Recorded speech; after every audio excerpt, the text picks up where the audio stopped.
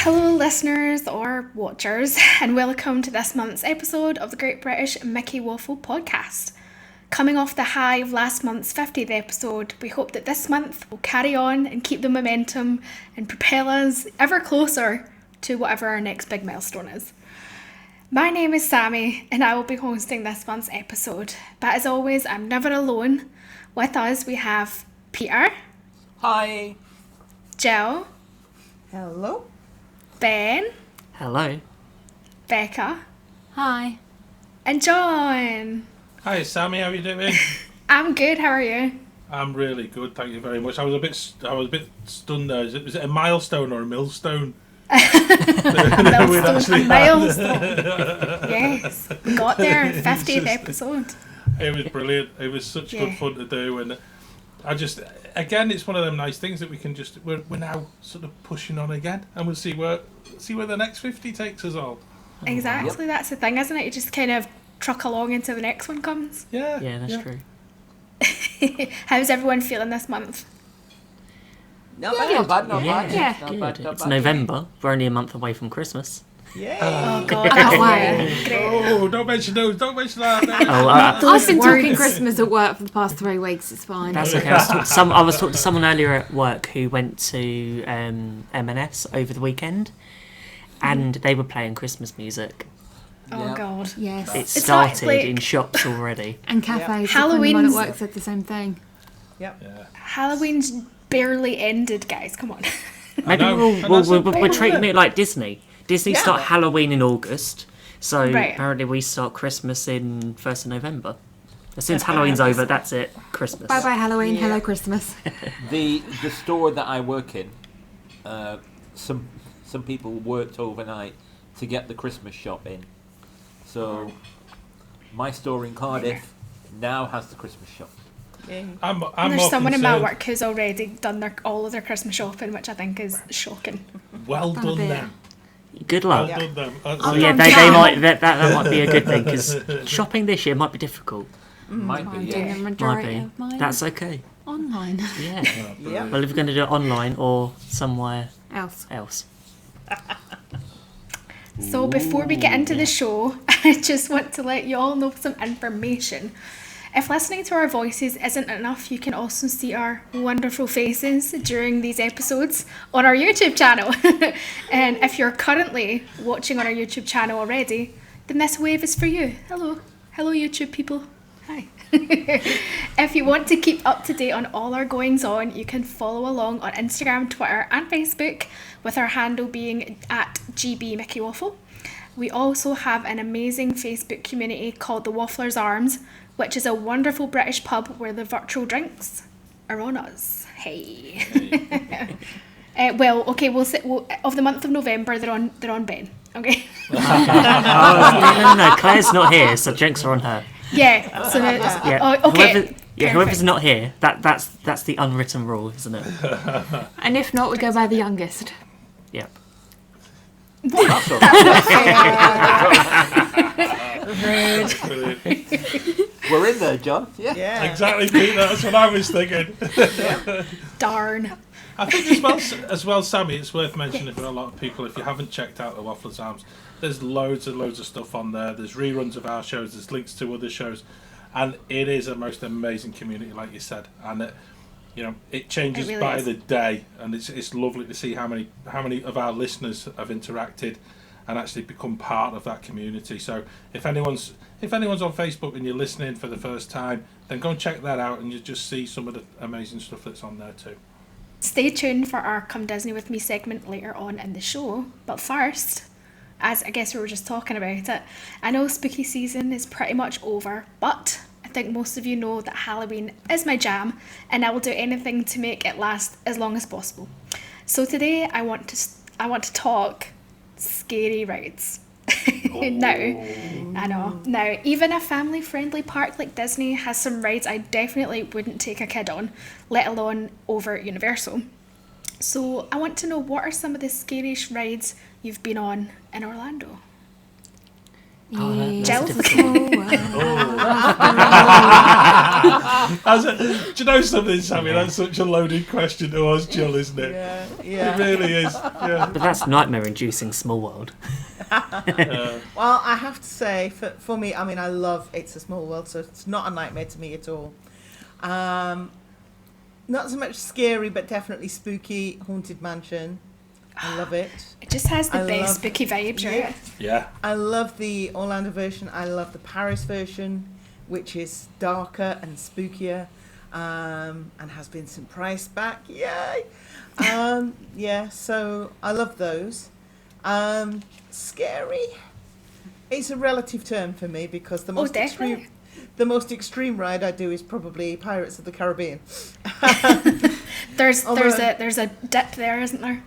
There is, in the Paris version, there is definitely at least 2 drops, if not 3. Okay. And that you do actually feel at least one of them. Whereas the Orlando one, I sort of turned to Peter at the end and said, was there a drop? I missed it.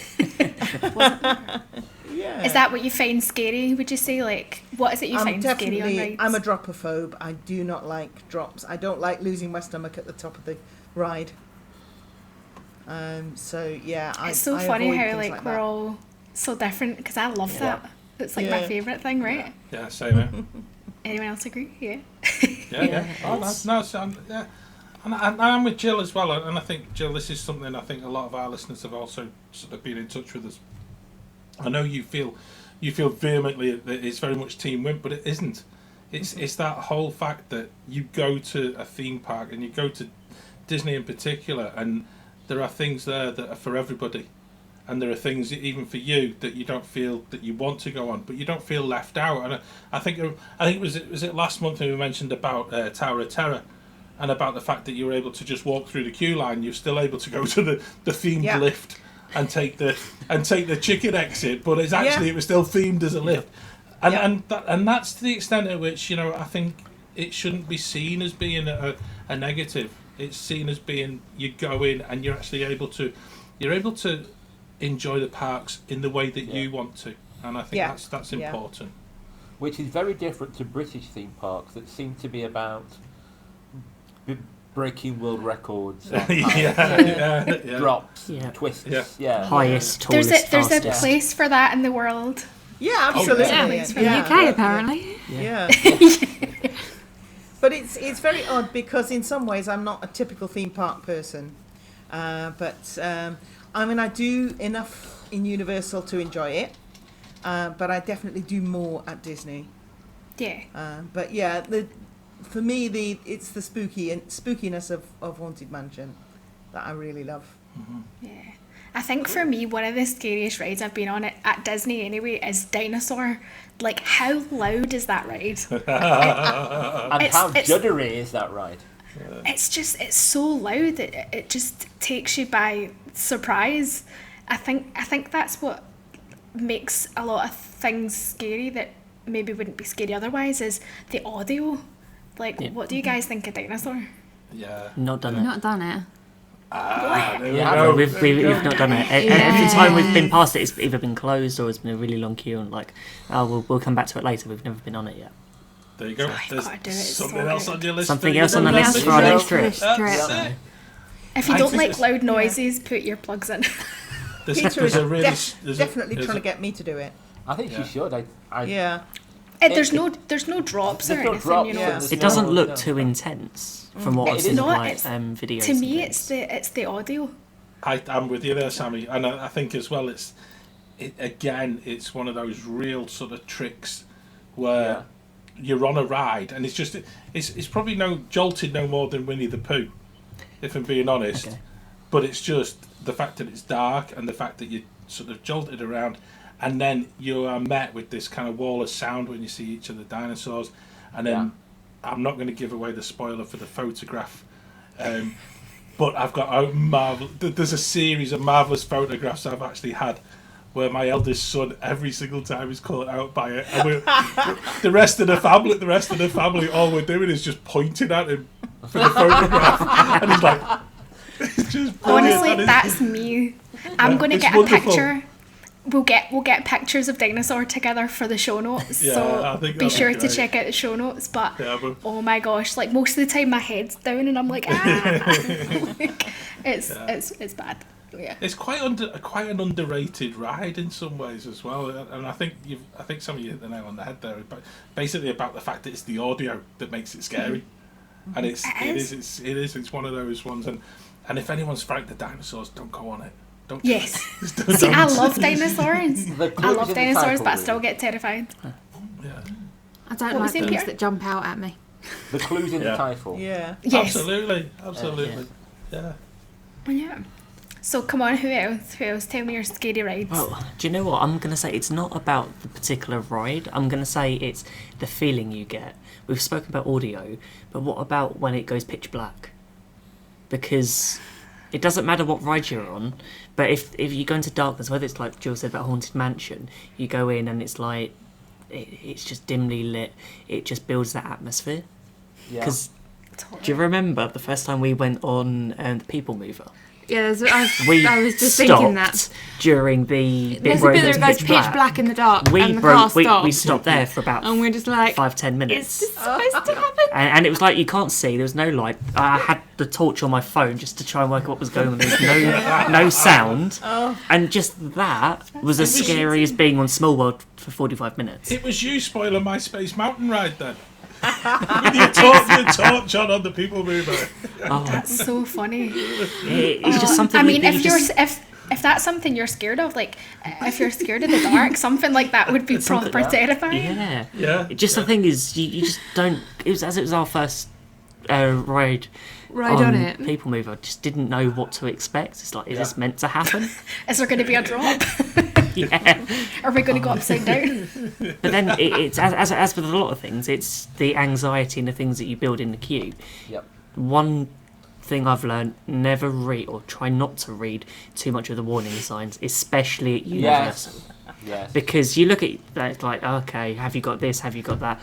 Or this goes upside down. All the sort of things you think, I'm just going to sit down and I've read it. That's enough. I don't need to do the ride. Yeah. It's one of those description's things. worse. It's just ignore it and go with it. Because, Obviously, if you do have a heart condition and you are pregnant, maybe not. yeah, But if you're in good ignore it. health, Like if you've got a heart then you condition. can probably ignore them. yeah. But I have to say, I wouldn't say it's a ride that's scary, but it's quite thrilling. And I think some people found it scary when it first came out. It was Hagrid's going down to Universal. Yeah, still haven't done Yeah. it I think yet. it's amazing, really is. Yeah, Getting for back- someone who yeah. isn't like massive on roller coasters, and hasn't done a lot of research into it, it could definitely take you off guard 100%. Yeah, from things like drop tracks, Peter, when it sorry, rolls were you gonna say back, and Carry on. It's fine. Yeah. Yeah. That spike as well. yeah, If you're not Yeah. expecting it, that spike, boom, boom. Yeah. No, I was thinking, talking about the dark, made me remember the first time we did Phantom Manor together. We got into the stretching room. Phantom Manor, for those who don't know, is the Paris version of Haunted Mansion. We got into the stretching room and got down to the bottom, and it suddenly went dark, and suddenly I felt a hand in mine. Fortunately, it was me. It was her. Some random. Yeah. And yeah, so Jill got through that, didn't you? Yeah, Yes. yeah. No, a funny story is my mum went on Tower of Terror for the first time, and she loves rides. She can do roller coasters and everything, but I think it was just the unexpected. And the poor man sitting next to her, she held his leg through the whole ride. Not my leg, who was also right beside her. The man on the other side of her. Do you know, that's probably the only attraction that poor tends to man. happen. On you just grab whoever's next to you, grab their leg or their arm, just to hold on for dear life. Or if you're on the outsides of seeing people just hanging onto the cage of the actual Yes. elevator as well, it's just like That's one of those. amazing. It's That like would one of be those Garfield in the 80s. Yes. Just like completely clung on. Oh, yeah. That's too funny. Just don't have any lasagna before you get on it. Definitely Yeah, no, not. No, no. definitely not. At Universal, for me, It used to be Jaws, even though Jaws is like my favourite movie of all time. I'm not a big fan of things jumping out at me, so I used to get absolutely terrified going on Jaws. I would keep going on it, but it absolutely terrified me. And more recently, the Kong ride at Universal, if you've been on it, it's not the ride that scared me, it's the queue. They have a scare actor in the queue that like jumps out at you. So when that happened, that was so scary. So scary. I don't trust scare actors. I worry that No, I'll punch no. them if they jump out at me. That would be the heebies, isn't it? I think a bit. Yeah. I'm really struggling with this, Sammy, because actually I'm a massive coaster junkie, and I was thinking of probably the worst, or was it the best? I think it probably is the best. Rides the line, best, doesn't it? Yeah, and the best one was Gwazi at Busch Gardens when it was a wooden coaster. Now they've completely demolished it. It's coming back next year as an iron Gwazi, but as a ride, oh my word, it was something else. It was just like it was just amazing, and it's just like even mentioning it now, my back is still sort of beginning to hurt. And it was one of them rides that you're on with the kids, and whoever was on the inside was just like, and everyone just slides across and across and across, and you get off and you're just like, oh, that was a bit different, wasn't it? And it was, but I don't know if I could describe it as scary or not, but that to me, that is the one where the exhilaration level was at such an extent that you felt as if you were completely out of comfort zone, and I think that was more because it was wooden track, than anything else. And again, if you do have a medical condition, please don't go and ride Gwazi, because I tell you what, I didn't have a bad back. He gained a medical condition. I've blamed it on me bad golf ever since. It's Gwazi that's caused me bad golf more than anything else. And if it was scary, there's one ride at the whole of Magic Kingdom that I just won't go on. And I bet you'll never guess what it is. Teacups. Small World. Ben, you're right, it's the teacups. Yeah. I can't stand that motion of just going round in a really small circle. It's one of those ones. It's like even as a kid, when like the local fair came to town, and I just like, I can't do that. See, I love a spinny ride. I don't. Nah. And the faster it spins, the better it is. It's not good. It's not good. I'll hold the coats for the teacups, and occasionally, in order to prove a point, because I take a lot of people onto scary roller coasters, and maybe my wife is out of her comfort zones when we do that. So when she does suggest the teacups, I have to go on, and I can't just stand at the side. I have to take my medicine as well, and I will put that on the table. It's not a case I won't ride it. It's just like, okay, it's payback time, and I'll prove the fact that I've taken you onto some ridiculously fast and so many G's worth of pressure on your neck and this, that, and the other. So I think I can try and do the teacups. Now you see, I cannot stand waltzers. I hate waltzers at a local fair, but I can very easily ride teacups and Storm Force Acceleratron. Yes. Or Storm in a teacup. Yeah, we call it. Yeah, Storm in a teacup. I can easily ride those, but I can't do a waltzer at a travelling fair. God, I love the waltzers. I just laugh the whole time. Like, I used to be able to go on them again and again and again when I was younger. No, I don't do them. I can't do spinning rides. No. Yeah. That's probably because Peter is trying to actually waltz on them. That's not what they're for, Peter. Once a dancer, always a dancer. That's it, isn't it? For those of you who don't know, I am an ex-competitive ballroom dancer, and I do a bit of teaching, or used to do a bit of teaching as well.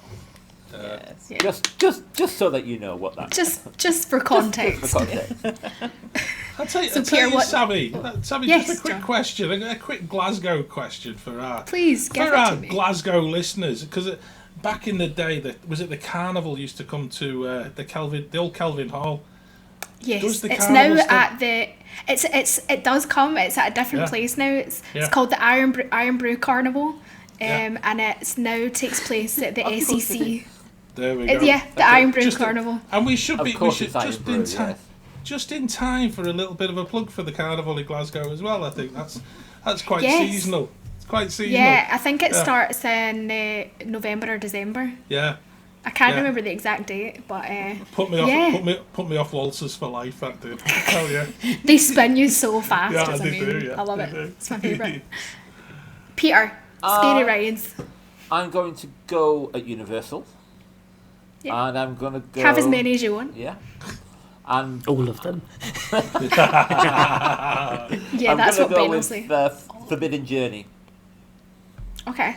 Because not only does it spin you, tip you, send you 100 different ways, but the moment when you go from a screen to, particularly from one of the screens to the Death Eater, I went, ugh!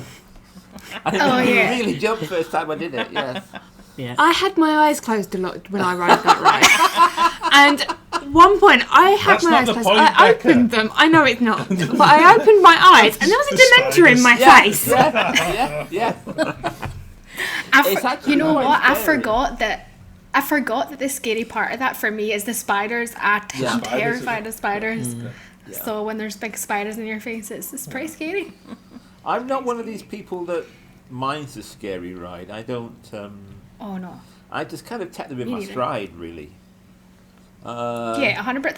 Like I said, I still ride Dinosaur every Yeah. time. Yeah. I still rode Jaws over and over again. You know, it just depends. Some people love to be scared, and other people don't. And Yeah.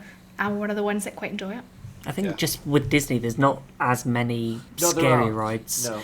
Yeah. But then also, like I said, it depends on what your level is. But that's the thing. we've Jill, not done. Jill would disagree. Yeah, You we've know. not done Tower. We've not done Tower of Terror, but the theming of it I know puts you off. Feeling that puts me off. Yeah. I'll tell you what. I'm going to toss another one into the melting pot here, because actually, if you were to sit on either Peter Pan or Winnie the Pooh, right, in Magic Kingdom, and you actually tried to dissect the whole storyline from put yourselves in the shoes of like a 3 or 4 year old child, right, rather than a grown up.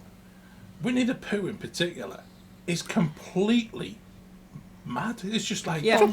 Crazy. It's just one of Yeah. those Full things. up And you're some thinking, weasels. yeah, but you Yeah. think about as a child what you've been watching, that sort of really lovely sort of DVDs that your family have got for you, and things like that. Yeah, Winnie the Pooh's a really nice cuddly character and stuff like that. And you suddenly end up in Magic Kingdom and you're on this ride and it's like bumpy as anything, and you're like, these things come towards you and then away from you. It's designed by someone who's perhaps had a few too many the night before Yeah. they sat in the office and designed it.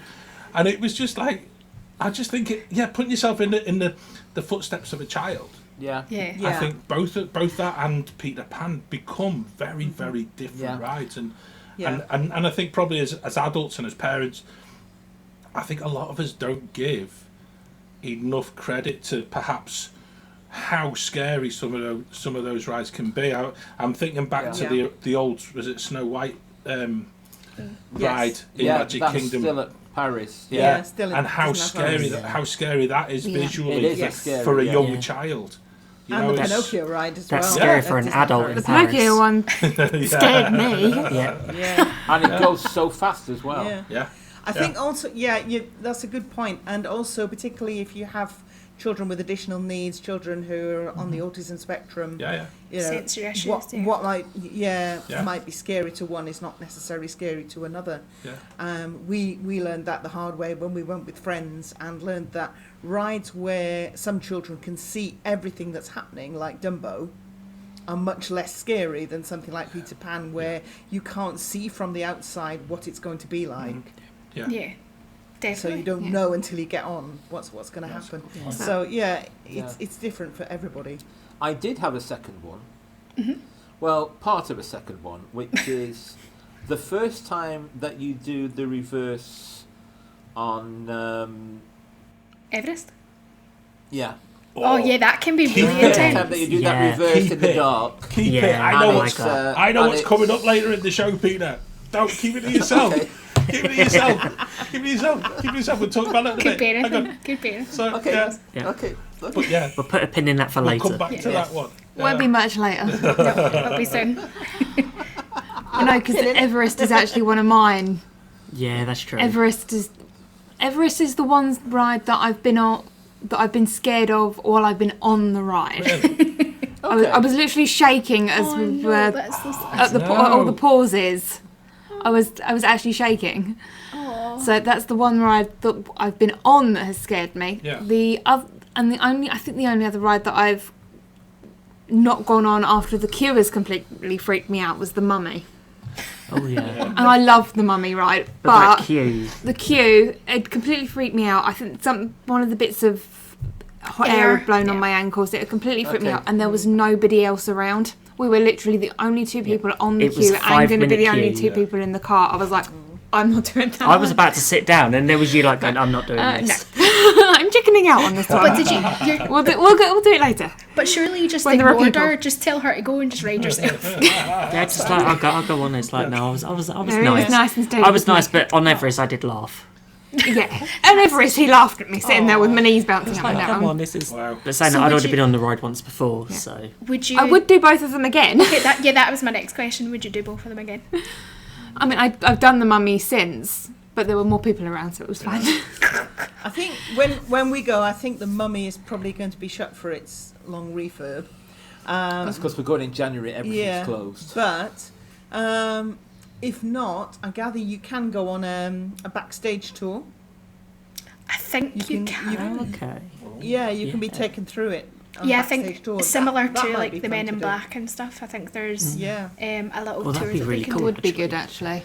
I'll tell you what, Jill, you're doing well for your holiday in January, aren't you? If the Mummy's shut, you're getting out of that one. Skyliner's closed. Yeah, Skyliner's shut. Skyliner's and also, closed. And Everest is shut for a Everest refurb closed as as well. well. You're sorted. Yeah. Absolutely Oh, and sorted. Shrek's closed as well. So, Yep. yeah. Sorry, But that's closed for when good. is the Skyliner closing? The Skyliner's got a lot of maintenance, so I think it's changing from pop and a few things in January. Yeah, but I think with Peter's it, raging. I think it's part of our holiday. I think it's open for part of our holiday. Oh, so, good. I Yeah. So would we like do Yeah. need to to get on it. Yeah. You'd be right. Don't worry. But we knew this. We took We the knew risk this, of we going took in the risk, January. yeah. Yeah, but that's what happens, yeah, isn't it? we want to do the Festival of the Arts. Oh, Festival me of the too. Arts But is good. I think it'll be finished by the time I go. Yeah. Oh, when When are you are there, you going? Sammy? The second week I'm at Disney, so I get there on the 23rd of February. Ah, so we're there in Yeah. March. Yeah. Yeah.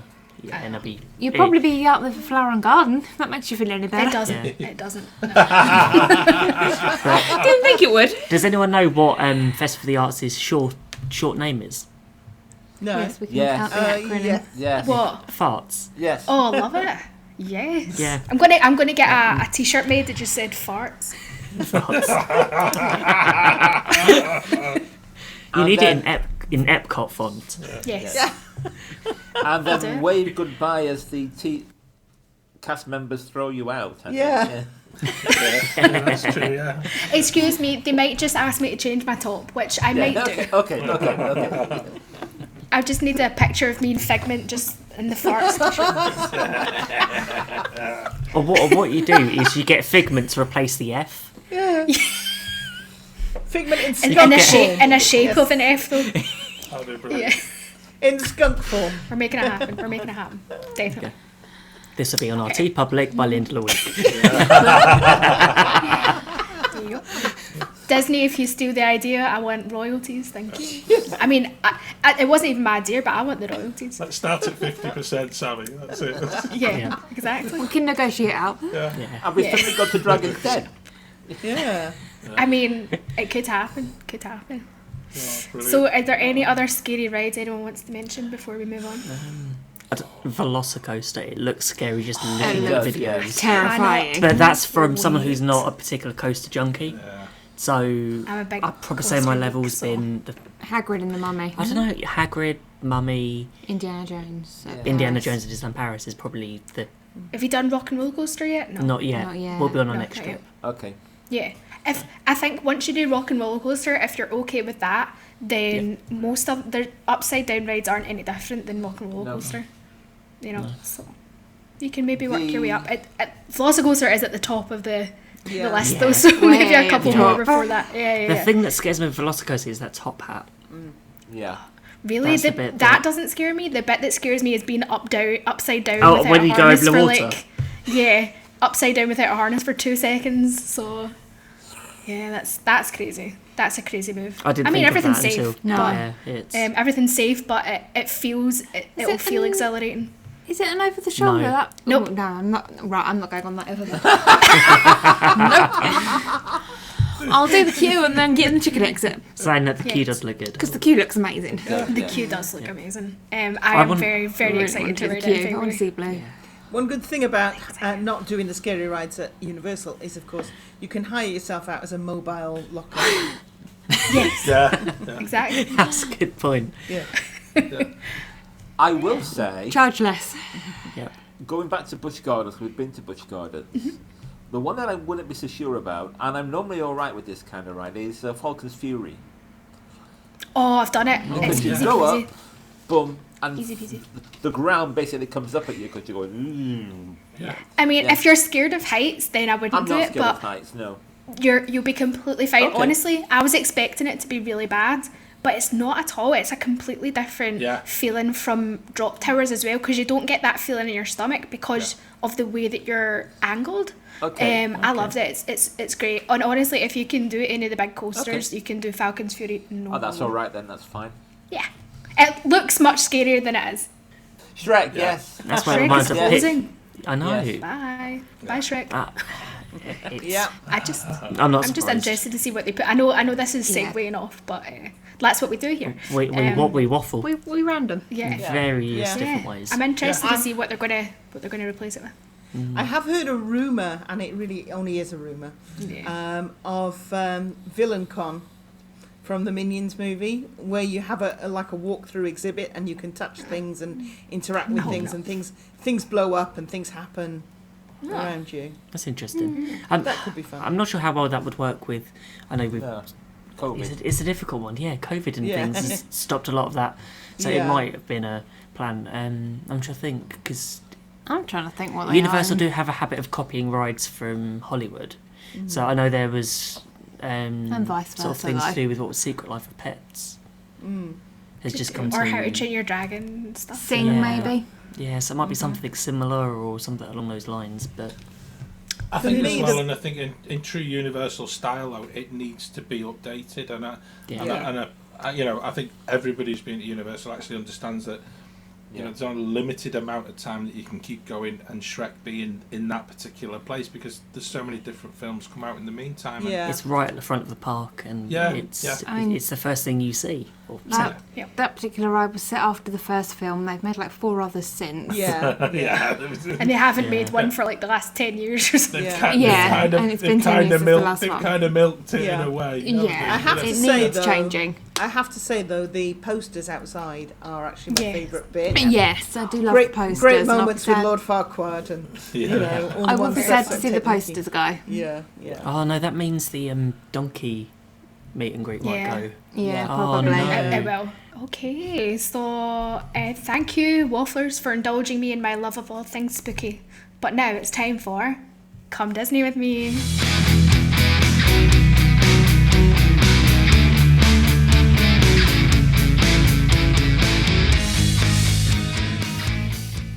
So if you're familiar with previous episodes, you will know all about this. But for the newbies, let me do a quick overview.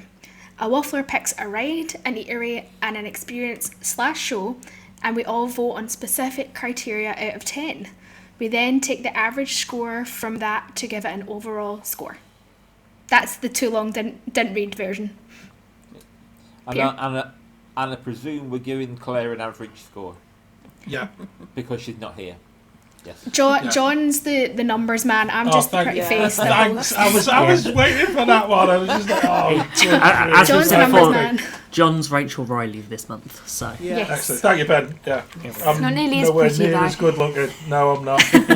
I'm not. But anyway, to even be described in the same sentence as Rachel Riley is quite an It's an honour. Yeah.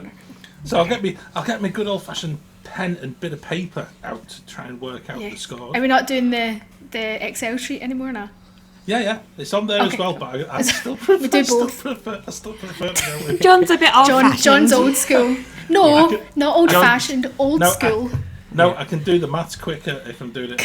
So John's pen getting and his paper. typewriter out. Yeah. Yes. I would have you know, guys. I've actually filled the spreadsheet with the 3 items that Sammie is going to choose for who's waffling on any. He's ahead of the game. Who's coming Disney? Yeah, I'm ahead of it. So Whatever it's called. Whatever the thing's called. Yeah. Who's waffling Who's anyway? waffling anyway? Yeah, who's waffling on about all kinds of different rides and this, that, and t'other. So, Right. Well, that's a great thing to go in. Which waffler was it anyway? yeah, Remind me. sorted. Right, first, let's talk rides. If it wasn't for John, I'd be picking Tower of Terror. So thank you for that, John. Sorry. So I had to think of something that could come close in comparison to Tower of Terror. And in my eyes, that is Expedition Everest, Legend of the Forbidden Mountain, to give it its Sunday name. The queue takes you through a fictional travel agents as you begin your journey to Everest, making your way through an equipment room and a Yeti museum, to name a few things. You then board a 17-row steam train that can hold up to 34 riders as you continue on your expedition to Everest. But on your way there, whilst passing the Forbidden Mountain, you come face to face with the fabled Yeti, and then chaos ensues really. With an 80-foot drop, a backwards portion, and speeds up to 50 miles per hour, this ride is one of Disney's most exciting. Before we rate this ride on the criteria of queue, ride vehicle, and overall experience, what do we all think of Everest? I know we touched on it earlier, but what's your general thoughts? Do we love Everest? It's good. Yeah, I love it. Yeah. It's amazing. You gotta love it, right? I have a tendency to. I have a tendency to like rides better the second time I ride them. It grows I'm on weird. So I'm hoping I'll ride this a second time and I'll love it. Particularly Peter. the bit where you go backwards in the dark, and it's that first time. It's really disorientating. Yeah. Disorienting, however you wish to say it. Yeah. And, I was really impressed. yeah. Sammie described that as the backwards portion. Yes. I know, it was just such a fabulous way. And from the bit earlier in the show, that's your worst bit, Peter, isn't it? Yeah. It's very intense, like the G's in that, like Yeah. you go backwards, downwards helix, and it's intense. It is. Yeah. And you But it's really, fun. and first ride, you really don't know where you are. Yeah. No. It really is disorientating. I have a question about that ride. Sure. What is it with the headbands? The Hairband. hairband. The hairbands, yeah. What? Who knows? Yeah, Here's the so thing. Someone dropped one and then everybody else just Everybody just decided throws to. theirs on to be it. fair, I feel like Yeah. someone like pinged it to try and like maybe get it over, and then it just started a craze. Yeah. Um, But I would suggest that you don't do that, guys. Let's not deface a beautiful Disney ride. The only downside, they need to fix the Yeti. Yes. That's the only yes. thing they need to do with that attraction. But I don't know I how. try to not mention the Yeti because it's a sore subject. Yeah, Disco Yeti. Disco Yeti. Yeah, so I don't honestly I don't see them ever fixing it. But I don't think it'll ever be fixed. I think the actual, for anyone who's unaware, what happened was they built the Yeti. It was concreted into the foundations of the ride, and the ride was built around the outside of it. When the ride first opened, because of the movements of the Yeti, what they found was the power of the upper body of the Yeti was such that the foundations sort of kept rocking on themselves. Yeah. And in a way, the foundations were being sort of undermined, and so they either were going to have to shut the ride and rebuild the whole thing, or they had to find a quick fix. And obviously, in the days of Joe Roday being in charge at Animal Kingdom, he came up with a cunning plan, or somebody came up with a cunning plan, and he ticked the box and said, "Yeah, that'll do. Let's not close it." And they actually went for the lighting effect. And to be honest, it's still pretty scary, and it's still Yeah, I I like still- the lighting effect. I was going to Yeah, say, I wasn't your eyes closed during No, the I ride? didn't think I was closed at all during that ride. Yeah, I'd much rather we still had Everest, the ride. even Yeah. in its current state, Yeah. rather than it going for probably a 2 or 3 year rebuild, Yeah. which would be astronomical in cost, to the extent that I would imagine it's not a Disney thing, it's any theme park thing, that you probably would just have to knock the whole thing down and have nothing Yeah. to replace it. It's not financially viable to do it, and I know that sounds a horrible thing to say, because I'd love to have the Yeti back to what it was, but there's a limit. There's a limit to what you do. I'd much rather that money was spent far better within Animal Kingdom in the rest of the park rather than doing that. Yeah, John, I completely agree. I mean, what did they think was good? How they came up with how they were going to manage this big, massive Yeti in the foundations of a ride? I'll never know. It was an ambitious concept, but unfortunately it broke. But I think honestly, their fix of the Disco Yeti, aka the flashing lights, it does still make it look like it's moving. You see it for a split second. You see it for a split second, really. Was it really cool when it lunged down at you? Absolutely, but you're right. I wouldn't be worth stripping it and having the downtime and spending all the money on it. No. Peter? Talking of scary and that ride, Yes. I didn't ride it when it happened, but for a short while they had the twisted track removed. Okay. You know, the twisted track that's supposed to stop you going over the edge. Yes, So- when the track is broken. Oh wow, yeah. Yep. So Yeah. So they basically removed that. So all that was in front of you, particularly if you were in that first car, was a There's no big track. drop. That would have been cool. What an amazing photo opportunity that is, isn't it? It's just like, oh. That would There have you been go. cool. I think out of all the rides in Disney, for me, it's one of the most highly themed rides. To me, it's up there with Tower of Terror in level of theming. The queue for Everest is amazing. All the great. details. And There's all the there's so little much hidden trivia gems in there as there. well. Yeah. Yeah. There's so Yeah. much like little hidden trivia about the lore of actual Yetis and stuff. So it's quite interesting if you actually have time to like stand and have a wee look. next time I will stand and have a look rather than rushing through the queue to get the ride over with. Can I also add in, if we're talking about queue line as well? Now, obviously, we're in the days where Fast Pass is moving on, and that's changing. The actual standby queue is well worth. Like, it's a shame Claire's not there, because I always keep telling Claire she needs to go and do Flight of Passage using the standby queue. Yeah.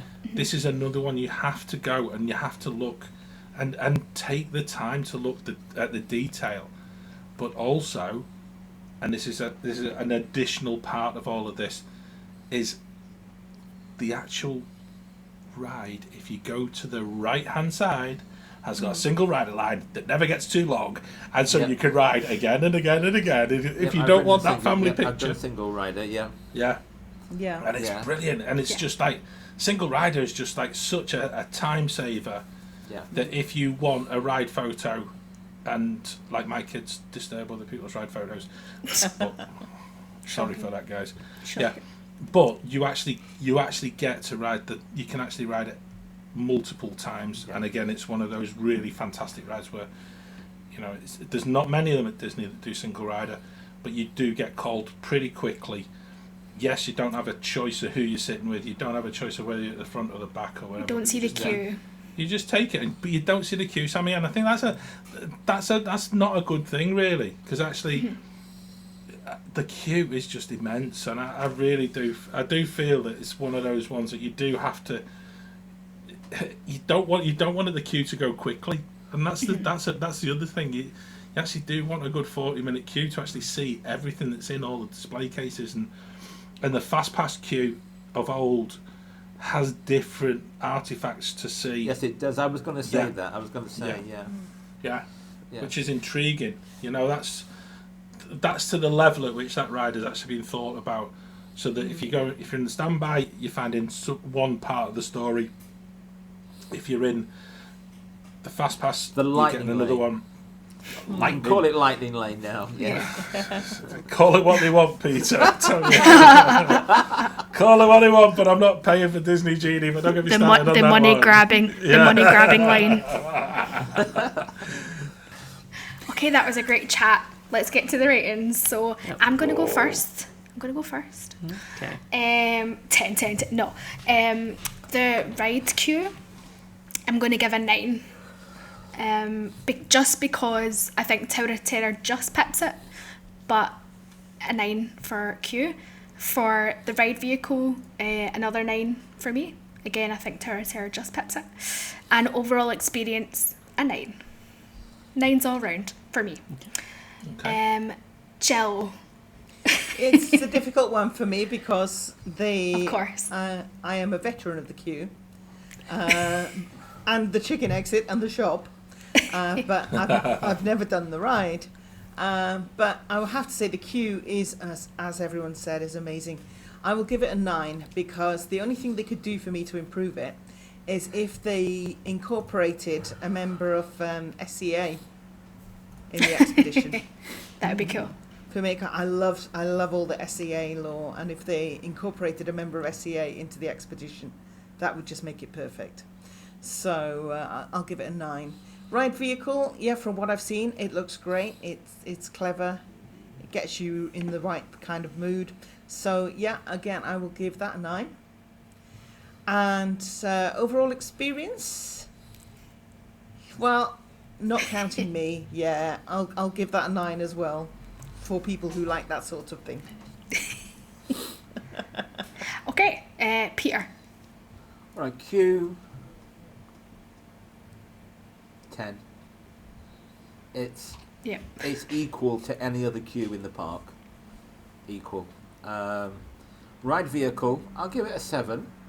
It works. It does its job. I think it's a little bit dull for what it is, but there you go. Overall experience, I'll give it a 9. I think the ride is terrific. And I like the bit where you go up the first hill and there's the freeze right at the top.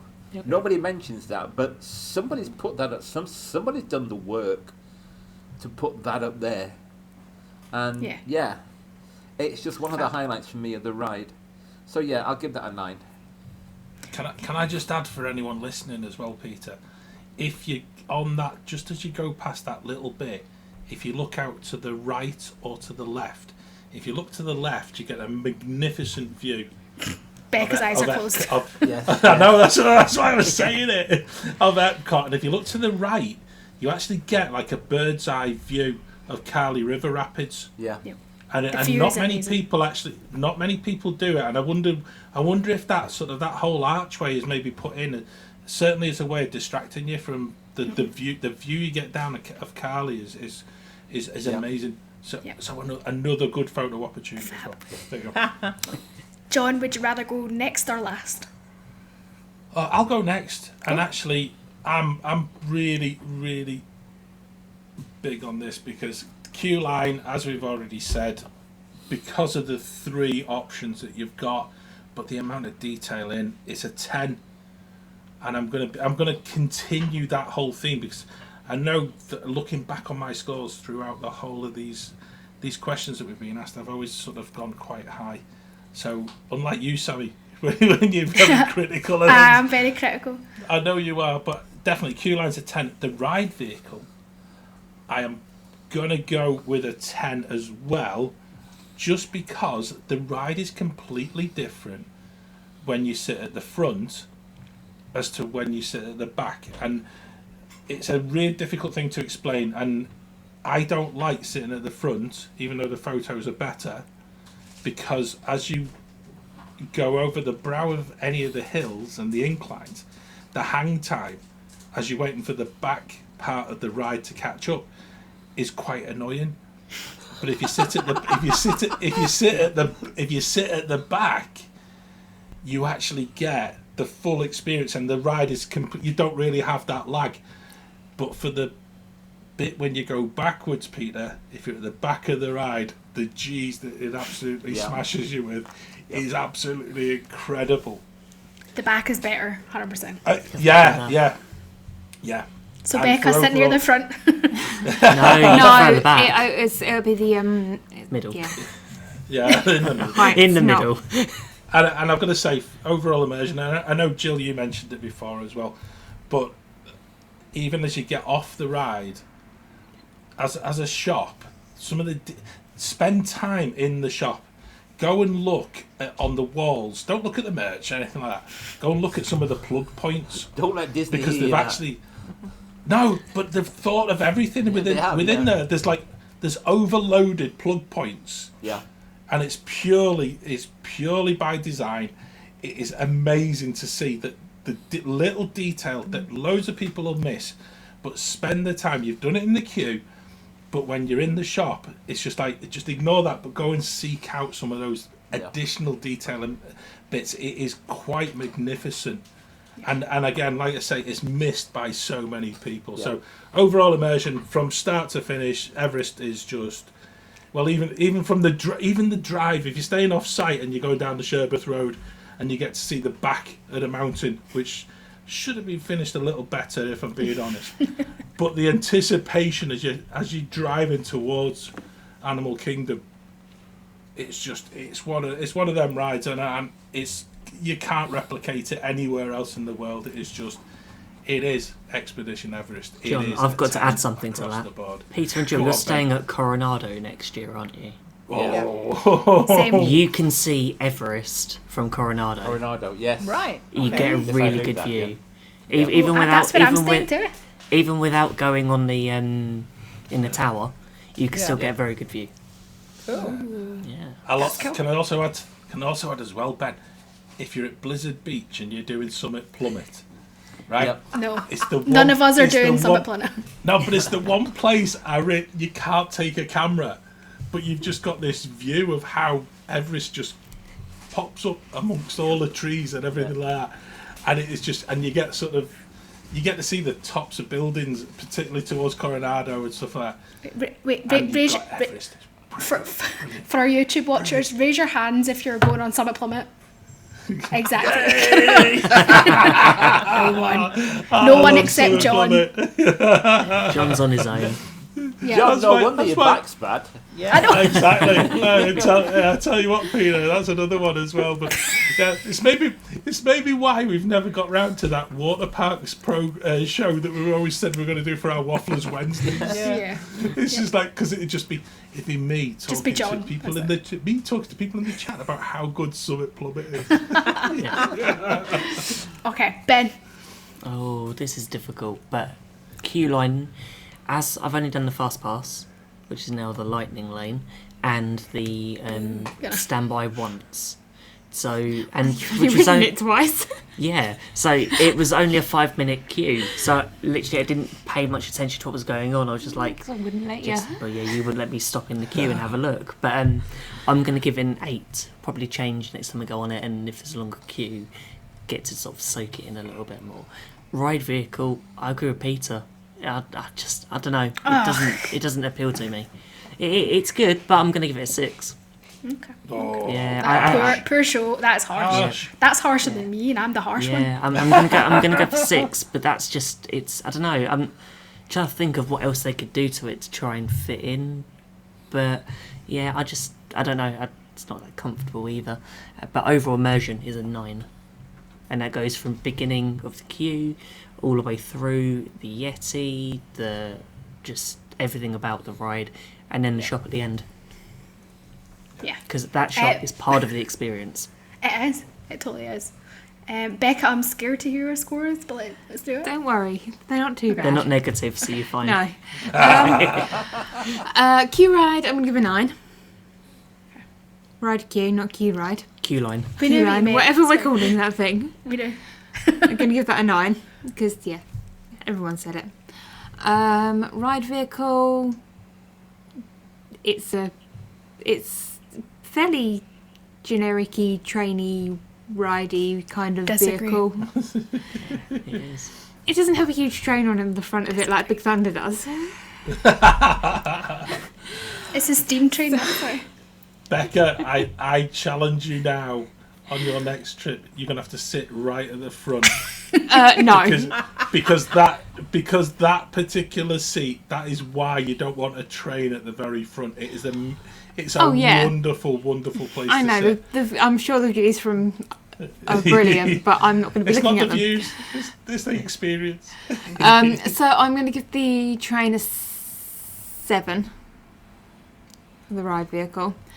For the overall experience, I'm going to go for an 8. Once I've ridden it again, that might go up. But currently, that's an 8. Yeah. Cool.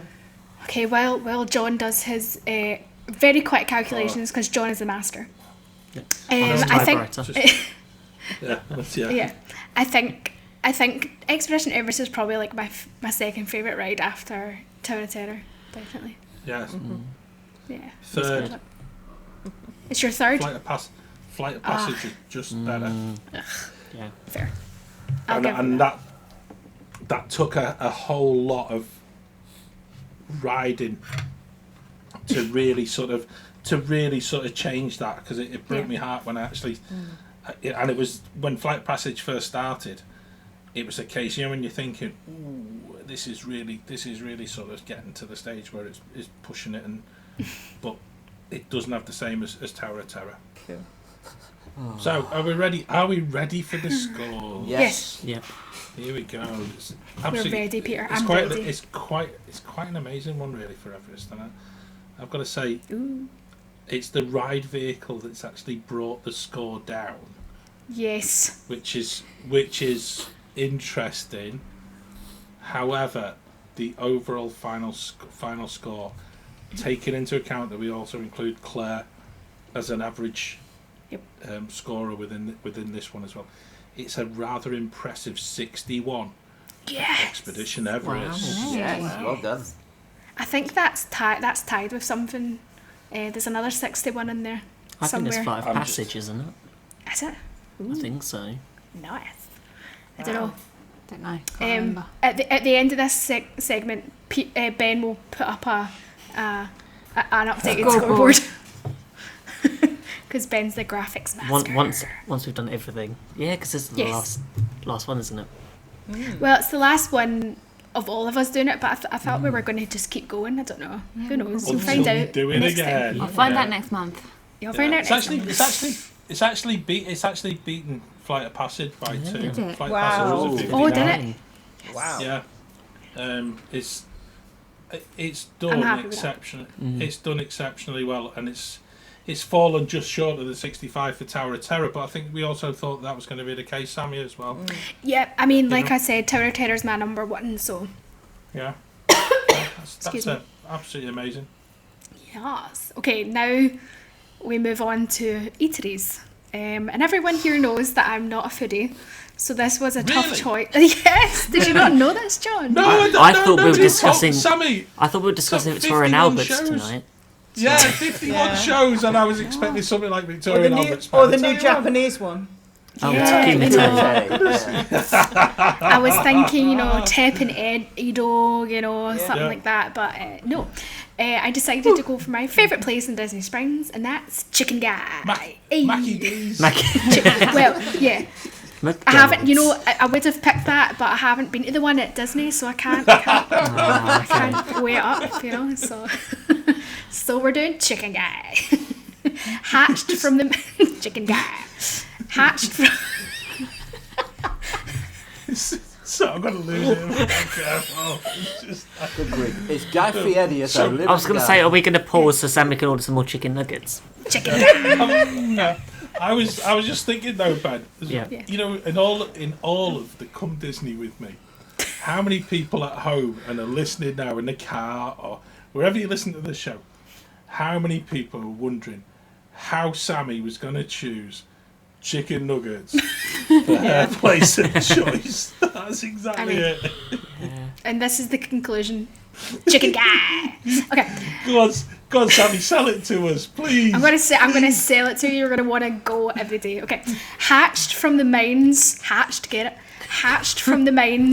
of Guy Fieri and renowned restaurateur Robert Errol, it features one-of-a-kind, all-natural fresh chicken tenders, hand-pounded to maximise crunch, and paired with a wide selection of delicious sauces, which is one of its main draws. With 22 sauces, yeah, we're getting saucy, John. With 22 sauces to pick. I had to put myself on mute, Sammy. The people on YouTube can see you. Have you just copied and pasted the advert for the shop? Yeah. I'll tell you what. I'm gonna write to them.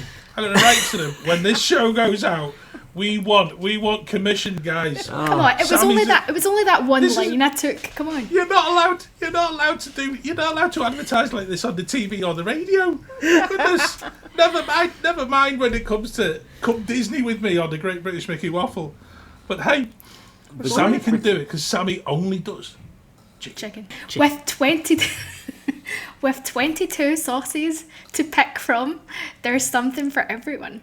From your classics like buttermilk ranch and sweet and sour to donkey sauce and Nashville hot honey.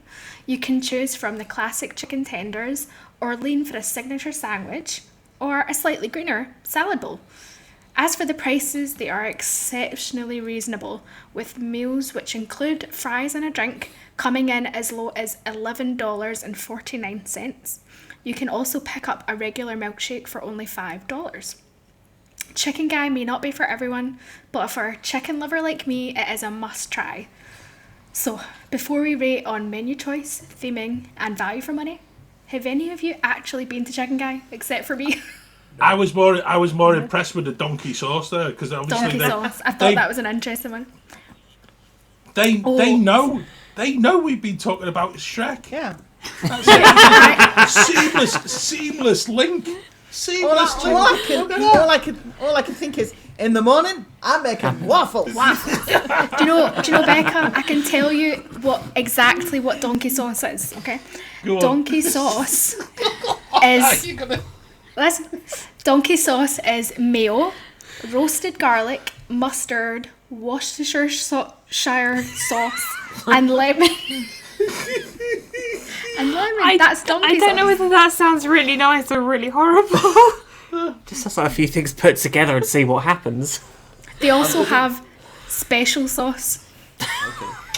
So. Hey, The donkey sauce was sounding okay until you said Worcestershire sauce. I like Worcestershire sauce. But not with mayonnaise. I mean, it might work really well with chicken. I think it would. Actually, yeah. Do we know what's in the special sauce? Yes, I can tell you that right now. It is mayo, ketchup, mustard, pickle juice, and Chicken Guy's special spices. Chris, it kind of sounds Nudge, wink, wink, say no more. Special spices. And no, it doesn't tell me what the special spices are, but I'm sure they're very special. It's probably Worcestershire sauce out of it. It's the rest of it, because no one else wants Worcestershire sauce. They've just put it in everyone else's sauce. Because no one wants it. Oh, goodness. Oh. So yeah, there's 22 different sauces, guys, so there's a lot to pick from. Most of them are normal-ish. But not all special. They're not all special, unfortunately. But yeah, you've got stuff like garlic and parmesan, curry mayo, peri-peri, honey mustard, teriyaki, like all your normal ones, buffalo, and things like that. So yeah, and they're only like 50 cents, are they? Something like that. They're really cheap. Yeah, they're really cheap to get like a wee sauce in with the meals and stuff. With the tenders, you get sauces included. So yeah, if you want to try all of them, you can for a pretty reasonable price. I think we've looked at the menu for it, and it looks quite nice. It's been on our list of places to go and try for a while. Yeah, it's was always just so around it. popular. It's always got a line, you know. People seem Yeah. to love it, so it must be doing something right. I think it's because it's also not too far from Blaze and Deluxe Burger. Yeah. It's one of those things. If you want a quick service And you're at a good price. Chicken Guy's got a line, and you look at what doesn't have a line. Then you think, and it's like with mobile order now. You can probably do it on all three of them now. But Yeah. it's I think since the last time we went, 2014, obviously Disney Springs wasn't fully open at that point, and I think from looking on from the outside, that seems to be the big thing that Disney Springs has really come up with, is these new sort of fast food, Yeah. but not just your normal chains. You know, something a little bit Yeah. different, something better. But something that's kind of straightforward, and you just want your chicken, or you just want your pizza, or you just want your burger, but good. And I'm looking forward to it, I have to say. I've Yeah, not so am tried I. it, but I am looking forward to it. I now have this picture in my head of a little pot of sauce jumping up and down saying, "Pick me!" I'm special, I'm special! Honestly, the little sauce, like, they're so cute. They're just like Yeah. little tubs of sauce, and I've had a thought. Yes. They need to team up with Shrek. Yes. Because on Donkey Sauce, they just need to have a picture of Donkey. Yeah. that's it. Yeah. And maybe that'll save Shrek. Who knows? If can anything Yeah. save Shrek, we'll never know. Probably not. But yeah, like if just normal chicken tenders aren't your thing, they have sandwiches and salads. So, and like I said, they're really the salad bowls. The cheapest one is a chicken Caesar at $8.49, and the most expensive one's only $8.99. So it's really reasonably priced. I was more impressed that the salad bowls also included chicken. They do, Mm-hmm. yes. They and it says some of them that shut up. So you can see where I'm going here, can't you? Yes. It's like, and if so I didn't there's- want chicken, is there anything else on the menu? Absolutely not, Sa- Ben. Salad Ridiculous. without chicken. Salad without no, chicken. there's- chicken. There's sides, Sauce. so they have mac and cheese and loaded fries and There we go. and stuff. Sorted. But it's a chicken place. You know, it's in the name. If you don't fancy chicken, I do not recommend you go there. But yeah, they have different versions and stuff. But yeah, like I said, it seems to be really popular for someone who loves chicken like me, and isn't interested in fine dining. Yeah, it's definitely for me. But I'd be interested in what you guys have to say about it when you eventually try it. John, has it ever been on your radar? Yeah, it has, strangely enough. And other places have won instead of it.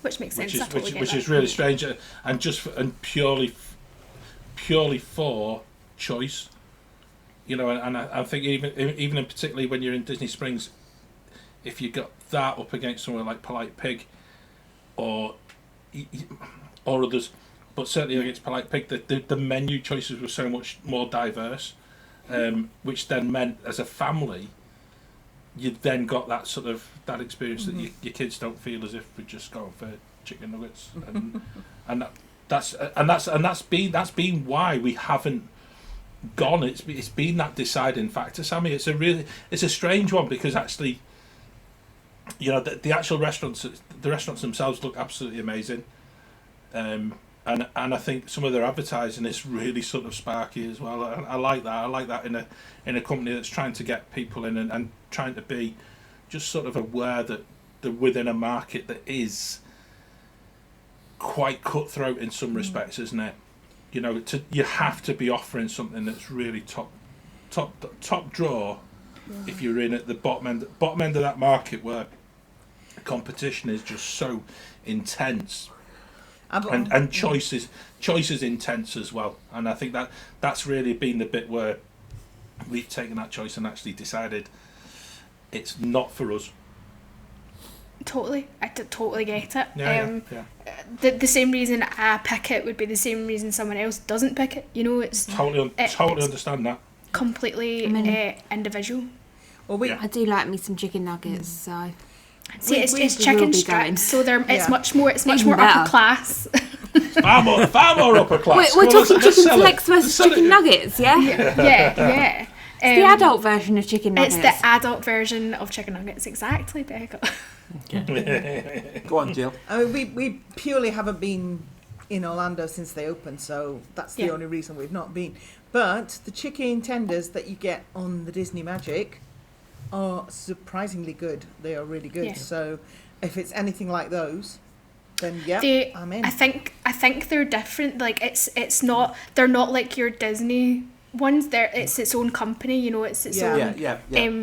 recipes. that They look like the quality. ones in the UK. What was it called? Slim chicken. Slim Yeah, chicken, yeah. Slight- yeah, slim And chicken. they look very similar to Yeah. those, Yeah. and Yeah. I have to admit they're really Yeah. nice. They looking. are. We've got a branch near us, and yeah, that's And the very good. fries, let me tell you, the fries are great. Yeah. Great fries. I love a Good, fry. good.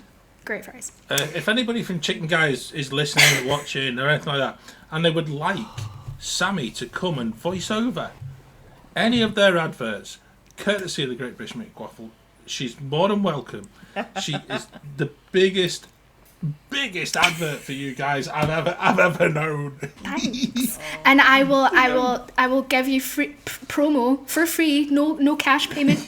Just food. Thank you. Just food. Yeah. I've that's also heard really it. good things. Don't sell yourself short there, Sammy. No. And the plane let's go. ticket. Yeah. I'll take the I've food. also, Yeah, go for a ticket. That's it. I've also heard really good things about the working conditions Oh, that's for the good. staff as well, and yeah, I've heard that they're a good employer. Okay, so now we're going to rate. I am going to go first again. For menu choice, now it's hard for me to be unbiased here because I'm There's trying only one to. thing on the menu. Yeah, there's only one. There's different versions of that one thing, but I mean, it's chicken stuff, you know. So for me, it's a 10, but I'm going to have to be a little bit. I'll bring it back a little bit because I know the menu choice isn't varied. So I think I'm going to give it a 7 for menu choice. For theming as well, it's not really themed. I would say, you know, it's got a bit of Guy Fieri flavour in there, but it doesn't really have a theme. So I'm just going to go straight down the middle with 5 for the theming. And value for money, for me, it's I think it's one of, if not the cheapest place to eat at Disney Springs. So value for money for me is a 9. Okay. Okay, let's go with Jill.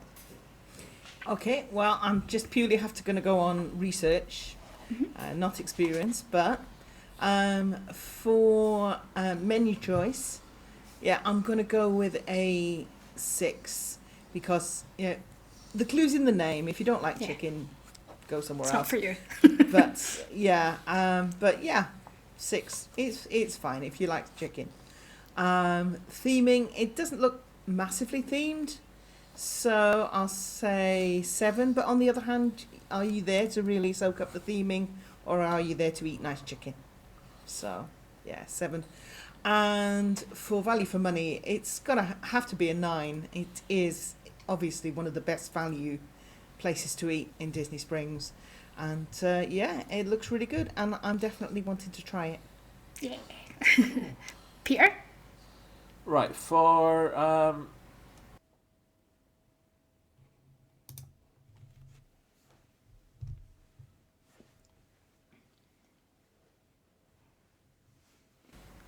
menu choice, I'm going to give it, from what I've heard, and this is going by what I've heard and seen, I'm going to give it an 8 because if you do something and you do it really, really well, that is as good as having a big lot of dishes that are just average. In fact, that's better than having a big lot of dishes that's just average. So, assuming from what I've seen that they do the chicken really well, I'm going to give it an 8. Theming, it's not meant to be that themed. You're not going to spend ages there. I'll give it a 7. And value for Yeah. money has to be a Not 9, cheap chicken. because it just seems to be good value for money. Yep. I John? don't like the term cheap. No, I don't cheap, like the cheap term is, cheap. yeah. Cheap. Value for money. John? Yeah, this is a tricky one for me, and I've done a little bit of research, and a little bit of digging into trying to be consistent with certainly the views that we've shared in previous shows as well. So it kind of, in my eyes, this kind of evens out sort of my thinking as to where this is, because we've had some of the most amazing places. We've had some very similar value places to eat as well. So these are my scores. So for the menu, I'm going to go with a 5 because it's just chicken. It's just, that is all it is.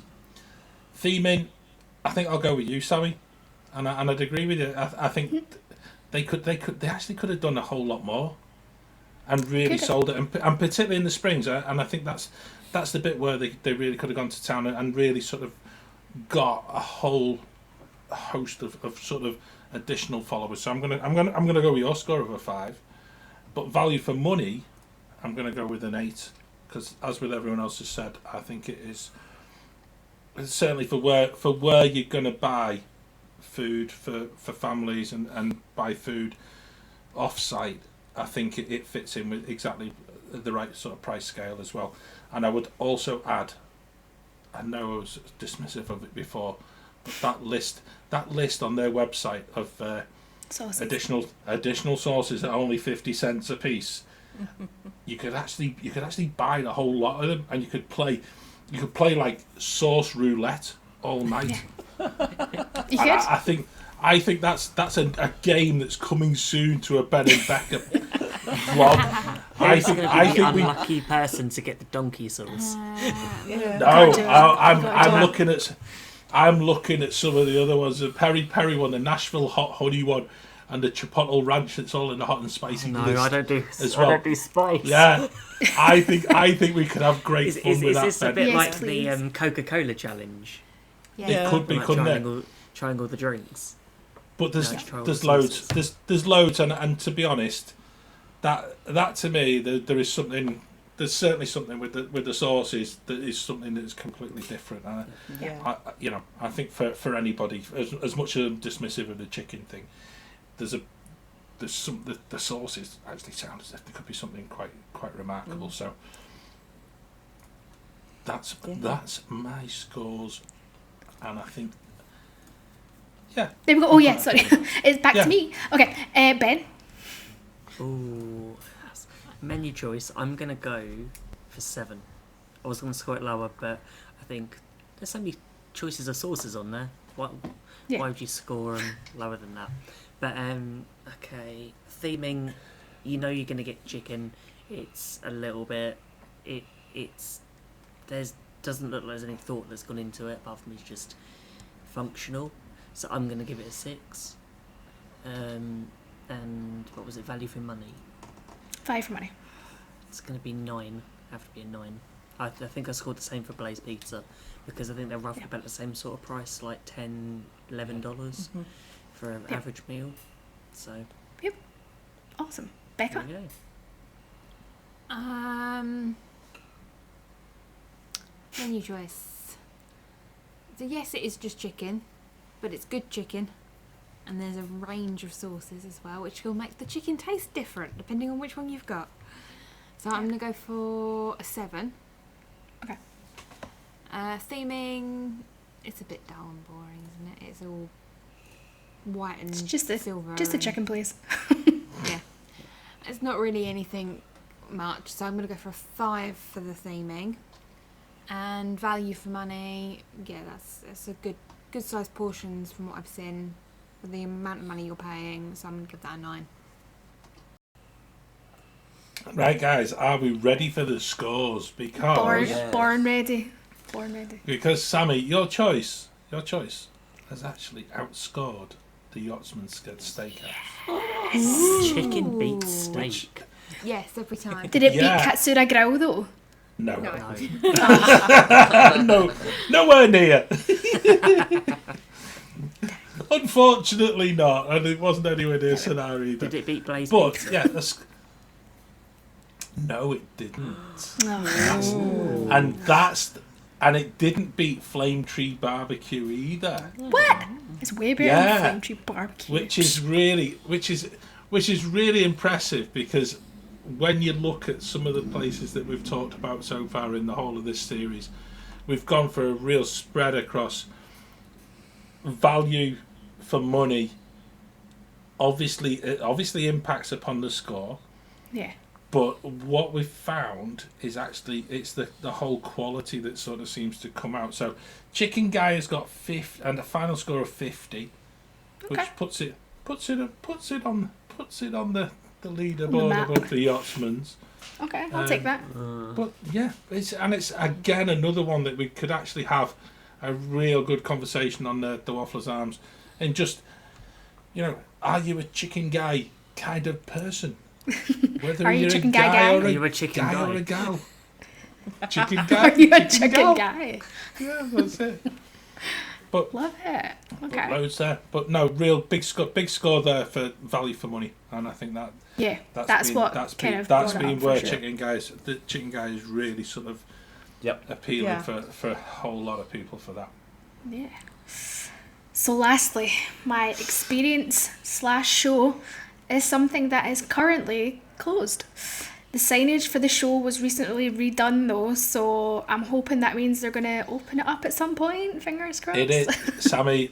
I did Yeah. a bit of research because obviously we want to abide by the rules that were set down at the very Yeah. beginning of all of this. And Well, yes, I don't remember the rules. the rules were you weren't allowed to do anything that was shut. Wait, can someone not So- do wishes? I thought someone did wishes. No, No, imagine No, that. Right. but we've got but no, it's slated to come back there in 2022 with a bit of Okay, that's of a refurb and maybe a new carpet. Who knows? Could happen, John. But I'll come to that. Yeah. I'll come to that. Okay, I have chosen Voyage of the Little Mermaid in Hollywood Studios. This approximately 15-minute show, which opened in the year of my birth, 1992, is a sit-down theatre which integrates puppets. What? Shameless. It is, isn't it? It's just Shameless. shameless, isn't it? I mean, I got dissed earlier for being young, so I'm bringing it in, you know. Brilliant. Love it. Okay, I'm just going to redo that. We'll keep it in though. The year of my birth, 1992.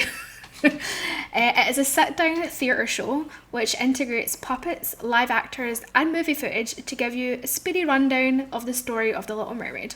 Highlights your favourite musical numbers from the movie, like Under the Sea, Part of Your World and Poor Unfortunate Souls.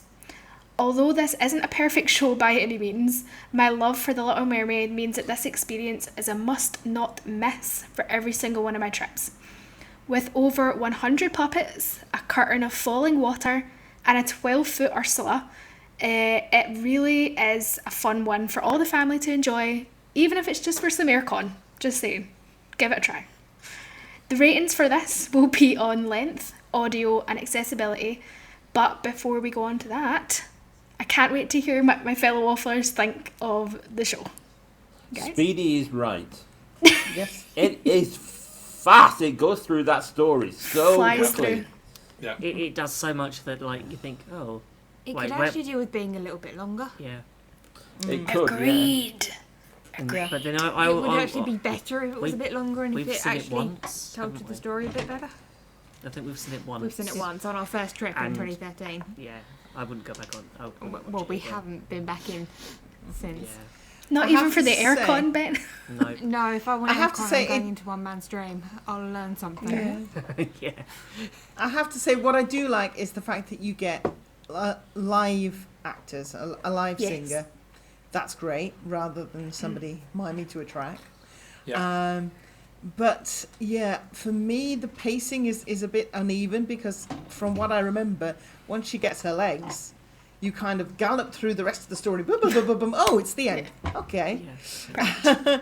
So I think, yeah, I It's think. like watching the film on like yeah. 10 times Weirdly, speed. You could pretty much say that about the ride at Magic Kingdom as well. yeah. Once she gets her legs, Yeah, they that's do true. the bit of with kiss the girl and Maybe, then maybe they're that's Yeah. what I, kissing Yeah. and getting married. maybe that's what I don't like. Isn't that it's just because it's the same story, it's the same setup, sort of thing. I know it's one's a ride, one's a show, but I think because it doesn't feel as different Yeah. Yeah. seeing Yeah. both of them. I would It doesn't feel as disagree unique, because I think But I mean, I can see where you're coming from. But to me, the Voyage of the Little Mermaid is a completely different experience because of all the different like effects and technical elements, like the live actors and the puppets. And the effects of the show are really fun. Like they have the laser effect above you to make it feel like you're under the sea. They have bubbles. Everyone loves bubbles. Right? Everyone loves bubbles. And the puppet version of Under the Sea is just fabulous. It's done with the black light puppets, so the background's all black, so you don't see the puppeteers and stuff, which I think is really amazingly done. It's a really cool effect. To be honest, I'd just go for that whole segment alone because I think it's really fun. But of course they also have the live actors, which I'm a big fan of. But yeah, I'm not under any illusions that it's a perfect show at all. It got known as being one for the dads. One for the dads because of the Ariel. Yeah. Yeah. Well, I think. Yeah, it got known as being one for the dads. Lots of dads took their little girls on it. Yeah. But honestly, like I think it's great. Like the little kids will love it. And it's the perfect length, I think, for little kids. For us adults, we want a bit more substance, but for the little kids, it's just long enough for them to sit there and it's done, and then they can go, on to the next thing. So for that, I think it's good for that for sure. Yeah, I've got to say, Sammie, I've listened to what everyone's said, and I'm with Ben. I think actually the Magic Kingdom ride is sort of a step on from what this is as a show. However, the live actor part is something that I really do. I really do hold close to my heart, as the fact that whole live acting bit, if we're not careful, is just going to be driven out of the parks and ignored with the sort of we can just put an animatronic in, or we can just replace it with with a simulator. And it's not the same, and I do like it for that. But one of the things about the show that really does sort of strike is the fact that the underwater scene is quite often the fact that the misting that does occur tends to involve the fact that if you're trying to take pictures and stuff, you do get wet. There should be a warning. You will get wet if you go and sit in this theatre. You'll be sitting in true Floridian. Yeah, in true Floridian fashion, though, depends. Particularly if you go early on in the day, the carpet in there has the little bit of an aroma of that damp bit. You know when the kids have left a wet towel in the bathroom and it's just sort of been there. I'm wondering whether the refurb is going to be hard floor. See, I can't, I've never noticed that at all. Never. Well, it's got to smell all of its own, Sammy. I was just thinking, I vaguely remember there being a really weird smell when we were in there. But I can't remember whether I was remembering it right or it was something else. It's the under the sea smell. That's what it is back here. It's nice to know that I'm not going mad. What if there's a candle under the sea and it's damp carpet? We need to make it. If you're a crustacean, the whole world smells damp. Yeah, that's what it is. It's only humans. It's only us humans that think of it as that being that really bad smell. But that's the one thing. That's the one thing I actually sat through it. And we've been on it a number of times because actually it is across from the Playhouse Disney show. It is completely accessible for young kids. It is beautifully done. It is. I think the only disadvantage to it is when you're queued up and you've just missed a show. Yeah. And you then have to wait. But when you've got younger children, it is particularly an attractive place to be with, particularly within the studios, because there's not a whole lot else for younger kids. Yeah. And I think that's the bit that I'm pleased to see that it will return, purely from the fact that I think they've actually had a sit down and somebody's actually thought, well, if we get rid of that, anyone under the age of 6 perhaps is not going to have a lot of accessibility throughout the whole of the rest of the park anymore. Whereas previously, when you look at the backlot tour that was there was loads of other stuff. now we've got Star Wars. They've got there's the Toy Story stuff, but you're not going to get onto Slinky Dog if you're too small and stuff. So I can see why it's going to return, and I can accept that. I would love it. I would love it if they brought more actors. Like the Ursula animatronic puppet thing is amazing, but I would definitely love a live actor doing Ursula's part. And just make it a bit longer. Make it. Yeah. Do a Kiss the Girl scene. They have an Eric there. Why? And they have a Sebastian puppet. Why are you not doing Kiss the Girl? Yeah. And I think as well. I think we look at some of the other things that Disney do as either stage shows in a variety of different parks, and they seem to get given a whole lot more time. And so, why not make it into like a 20 to 25 minute show? And it's not going to be for the rest of the, you're not going to get bums on seats because obviously it's a small theatre. But I'd much rather that and tell the story and remain true to the actual storytelling, because I'm sure that's what you want your child to come out, 20 minutes, 25 minutes. And you actually come out and you're singing the songs. I just don't feel you come out singing the songs enough for me, and that's a shame because the songs within the film are so powerful and so upbeat. You want to be skipping out of that theatre, and I don't think you do. You kind of go, oh, that's it. All right, okay, where do you go now? Yeah, it's very abrupt, the same isn't feeling it? you get when you come out doing Frozen. When you hear just everyone singing like "Let It Go" as you're leaving, that you want people to have the same sort of impact. I don't know, it's a strange one. Also, there's some good songs in Little Mermaid that don't get enough love. Mysterious Les Fathom's Poissons, Below, Les Poissons. Yeah. Love it. Yeah. I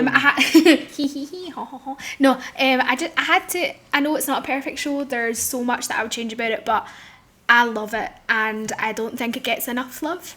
So I just wanted to be the one to give it some love and show it some attention. Brilliant. You have to give a big round of applause to the aerials, though. They do keep it every fresh, 10-15 minutes, like, and they're it's doing it always over and over fresh. They're always on the ball. Yeah. That's my dream role. I want to be that Ariel, just sitting there singing "Part of Your World" like 10 times a day. Like, I'll do it for free. So you want to be where people and with some Chicken Guy vouchers, I'll do it for free. Dear Mr. Chapek. There you go. Yeah, exactly. I will email you. Okay, I'm with you there, Ben. Ideal role is Ariel with chicken nuggets. Yes, Sammy will work for chicken nuggets. Honestly, happy to do so, Peter. Happy to do so. Okay, let's do it. Let's just grade this one out. I'm starting, and I can't remember. Oh, audio. Okay, so it's Little Mermaid songs. It's live actors. I'm gonna give it a 7. A 7, only because they don't do all the songs, and not all of them are live sung. So that's where I'm taking points off for that one. The next one is the length. I think it's a good length, but 15 minutes is good. If it was 20 minutes, I'd be even happier. So I'm going to give it an 8, and I think it would go up to something like a 9 if it was a little bit longer. So an 8 for that. And then for accessibility, I think it's pretty accessible. I'm pretty sure wheelchairs and ECVs can go in no problem. It's a really good one for kids. So I think I'm going to give accessibility a 7. Okay. Jill. Okay, accessibility, I am also going to go for 7. I think, as has been said, the only thing for me is that you always turn up just as one show's gone in. And then you have to think, are you just going to wait? If they could perhaps build in some sort of pre-show place. I'm thinking of what they used to have at Disneyland Paris, that they used to have some things to play with where you sort of give your voice to a track from Little Mermaid and that sort of thing. So little games to play to keep you occupied while you're waiting. Audio, yeah, I'll give it an 8. I love having live singing. I would like more, and I would like more use of the songs. And length, wasn't it? Yeah, make it Yes. longer. Please make it longer. At least 20 minutes, maybe 25. So I'm going to say 6. Okay, Peter. Length, yeah, I'm with everybody else. Make it longer. For me, it just feels a bit rushed. It isn't just that it's short; it's rushed. So I'm going to give it a 5, which is a very low score for me. I tend to do high. Harsh. The audio, I like the audio. The audio, I'm hoping that they're going to give the audio a bit of a do-over when they bring it back, because it is old audio by now, and I'm going to give that a 6. And what's the other section? Length.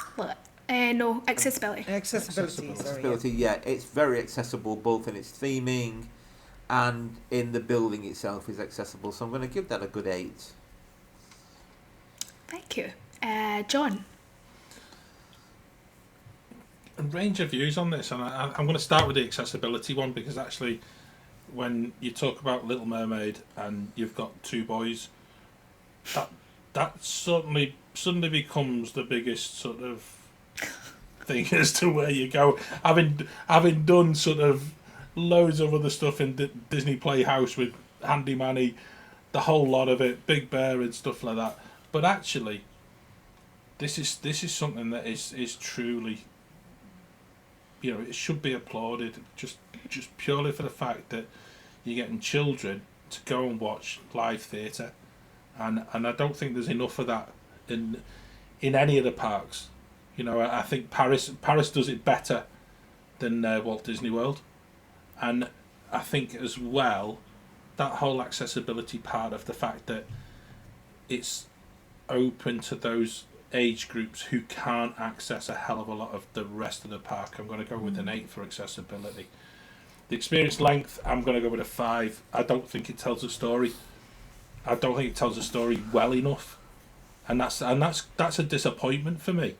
You know, I really do feel that they could have done so much more, and they could have really got that, like that whole feeling of bouncing out of the theatre and get everybody upbeat, because that's where the audio is actually the strength of the strength of the film, but it should be a strength of the show, and I think they've glossed over that a little bit to try to put it together so that they can actually repeat the show so many times, and that's a bit of a disappointment for me. So I'm going to go with a 7 for that. Oh, sorry, Sammy, he's not looking. It's okay. You know, the thing is, I was fully expecting it, and I gave my own disclaimer that I fully understand that it is not a perfect experience. I'd also add as well, Sammy, and I think this is where your 3 choices are very brave, because they're actually very personal ones, and I think that's where we all come into every single one of these choices that we've made throughout the whole of this sequence over so many podcasts. Is you go for things that you really truly love, and that's so important, because without being able to talk about the things that we love at Walt Disney World, you don't have the same passion. You know, if we got you to talk about some of the other ones that we've chosen, it doesn't come from the same place, and that's why it is important. You know, and I'd equally like to point out that Sammie's scoring for a lot of these places has not been on a par with a lot of other wafflers. When we've chosen places, we've gone for 10s across the board and stuff. And Sammie's been dead honest, and you've been, but Sammie, you've been consistent throughout the whole bit. So Thanks. I really applaud you for that. Yeah. And this is why we love Disney, because there's something for everybody. We've all got our own opinions, and that's what makes it better. You know, if everyone loved Voyage of the Little Mermaid, no one would get to see it because it would be so busy. We'd be queued right away out of the park gates. Exactly. So I'm happy if you don't go, because it means I can see it quicker. Thank you. If everyone was queued in that queue, I might get on Rise of the Resistance a bit quicker. That's true. Swings and roundabouts, John. Swings and roundabouts. Ben. Okay, I'm going to start off positive. Let's go with the audio. I think it's good. I think what would be interesting when it does reopen, because I know there is a new film coming out in the next couple of years. I'm wondering whether it'll be something that if they delay it, it might be a good way of promoting the new film and some new music, especially from Lin-Manuel Miranda. Would really go really well there. Yeah. But I'm going to give current audio a 7. I Okay. think it's really good. Experience length, as everyone else said, it's too short. It needs at least another 5 to 7 minutes added on, just to make sure that the story flows, and a couple of songs that could fit in there quite nicely. So I'm going to give that a 6. And accessibility. At the minute, it's closed, so it's not really accessible. True. I don't even like that. It's true. Unless you want to break into it, but I don't recommend that. But, I mean, I'll give it a go. Don't do it, Sammy. Don't do it. don't do it. You'll lose your chicken nuggets. Don't tell Disney. But no, I think it's accessible to most people. Like John said, age-wise, it doesn't seem to impact. I think it's one of those things. Depends on the age. It's for all ages. There's not particularly a demographic that it's aimed or geared towards. So I'm probably going to give accessibility a 6, just because it's closed. Thanks. Becca. So audio, I like the mix of live action and pre-recorded. It's different, so I'm going to give that a 7. Length, same as everyone else, too short, rushes the story with the length, so I'm going to give that a 6. Despite the fact that it's closed, I'm going to pretend that it's opened with my scoring. It's only temporarily unavailable, Ben. Yeah, That's it's a shame. temporarily I was unavailable, looking that's forward all to it it is. going. I'm actually surprised that the scores for accessibility have been fairly low, and I'm actually a little bit surprised at that, because I can't really think of why. Because it's open for everyone, anyone can go in it, any age group, any It's the physical carpet. abilities. Well, yeah, but the carpet doesn't stop you from going in it, John. You just have one to man's put up dream. with It's it. next I door don't that know. goes, which one do I prefer? So I'm actually going to give accessibility a 9. Okay. Ooh. Awesome. John, do your magic. I'm going to Okay. do the maths on this Wow. one. Be quite interesting. No, I knew that this would take a hit, but I was prepared for it. Yeah. I was prepared for it. But most of us are saying Had to show my love. most of us are saying keep it and improve it. So, Yeah. Make it better. Yeah. Yeah. Which So hopefully they're going to cool. do. So I think it's one of those Yes. things, because it's been so quiet on it for a while. I forgot about it. Yeah. Yeah. And I mean, they've think, given I love it. I have to do it every time. they've I given love it. Phil Her Magic a wash and brush up. Oh yeah, I mean, Yeah. that reopens So- on the 11th. Yeah. Yay. So why not? You know, give it a Ooh, do-over sorry. while it's closed. Yeah. And I like the I idea of hope so. tying it in with the live action one as well. Yeah, that would think be it'll cool. Quite good. I don't think they're going to wait that long to open it, but you never know. No, but maybe they could create a show Maybe. that by that point they would have. I think they finished filming anyway, so they know. Do you know the what? Story. I would love if Oh, we they all know the story. did both. Changing If the they story. Yeah, but it's live action. if they kind of Mix the two. mixed the live action and the animation. So you know we still have the Ariel The coming on stage, and then like the original Ariel, and then the scenes, the movie scenes they could cut in could be from the movie. I think that would be pretty cool. From the live action movie. Yeah. But they can't get rid of the puppets. I love the puppets. Yeah. It's a The under the sea puppet. It's a puppet. Yeah.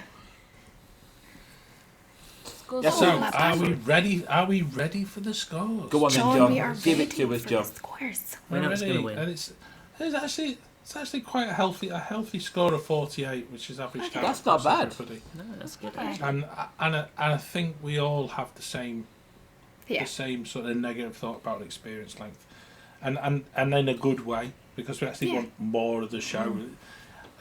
Do you know what would be really interesting? This is just completely off the top of my head, but if you actually were in Magic Kingdom and you had the ride, and then after the ride you arrive at a 15-minute sing-along or whatever. That would be a much, much better way of actually of making the Little Mermaid story being told sort of in its entirety, because it deserves to be told in its entirety, and I think that's what we've all agreed is unfortunately missing. So 48 for the voyage of the Little Mermaid is going to be missing from the top of the leaderboard, unfortunately. It's fine. I knew that was coming. John, did you nearly call it hopefully on on Missing Mermaid? Yeah. No, it wasn't. No, I wasn't. No. Thankfully, I wasn't, Ben. I just knew I was going to... I was wanting to say that it was going to miss out. Ah, okay. I think it Voyage was of going to Missing miss Mermaid, out. that's what it currently is. No. Yeah, it's missing a hell of a lot. Okay, there we go. Another Come Disney With Me bites the dust. So before we go, we've got good news. Haven't we, guys? Got good news?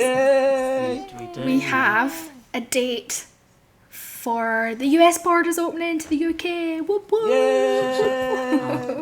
A stampede to Heathrow Airport. Ben and Becca are not. Q Ben starts and Becca here. are not wasting any time. No. No, not at The all. 8th of November is the magical date, and Ben and Becca are booked on the first flight out. Aren't you guys? As soon as we get a chance to go, we're going. Yep. No, Yep. we had holidays booked, and this is our 7th. Would have been our 7th cancellation, I think. Yep. Oh God, I've lost count. Intense. But I've lost count. yeah, we can be out there from the 8th, so it's just been a long time coming, as we've all spoken about before. That I Definitely. just can't believe this day's actually here. I know. We just want to say, with our hearts with everyone who's just had a recently cancelled trip, where people have just postponed, because we were in that boat, and we've been lucky that we've been able to just push it back a week. Very lucky that our works of it has changed our holiday dates. Yeah, That's and great. I know, like Claire as well has had to cancel, and we've all been through a roller coaster these past 2 years. Yeah. So it's just nice to know that we can all now plan our next trip, and the borders be open for it. Yeah. So exciting. If there's anyone listening or watching on YouTube who has a trip planned, join us on our Facebook group, The Waffler's Arms, and tell us, create a post and tell us about your upcoming trip. We are so excited to hear about everyone's upcoming trips. And that's it. That's the end again for another month. If you'd like to hear more from us, we do a live show every Wednesday on YouTube and Facebook. Remember to follow us on our socials at the handle @GBMickeyWaffle. And for more info, check out our website www.gbmickeywaffle.com. We hope you enjoyed this show. And with that, there's only one thing left to say, and that's Waffle. Waffle on!